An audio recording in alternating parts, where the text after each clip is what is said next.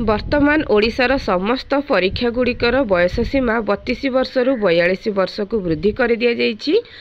ओडिशा बेसामरिक सेवा नियमावली 1999 मसीह संशोधन करा जाइछि। ओडिशार समस्त परीक्षा गुड़िक ओसीएस र नियमावली को फॉलो करुथिला।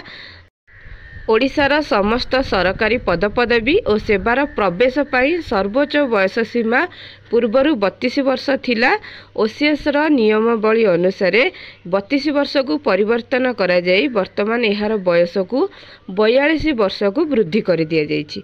तो यह समस्त ओडिशार समस्त पिलामानक पई एक खुशीर खबर। वर्तमान एज लिमिट आपण मानकर 32 रु 42 वर्ष को वृद्धि कर दिया जाइछि। तो एही नियम अनुसार आगामी नियुक्ति प्रक्रिया रे अंशग्रहण करिबा पाई सर्वोच्च बयस सीमा को वृद्धि करिबा पाई विभिन्न महलरू बहु निवेदन ग्रहण करा जाइछि।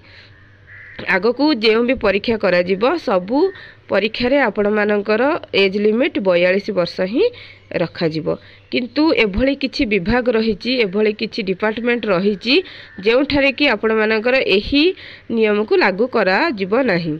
जेभली कि जदि आमे देखिबा तेबे एठारे पुलिस विभाग रहिछि, जेतबे यूनिफॉर्म सेवा, पुलिस, जंगल, अबकारी, अग्निशम सेवा ए सब विभाग गुडी करे जोडा शारीरिक दक्षता परीक्षा रही थाए एगुडी को छाड़ी आउ समस्त परीक्षा रे आपणकर बयस 32 रु 42 वर्ष को वृद्धि करि जिवो एज लिमिट।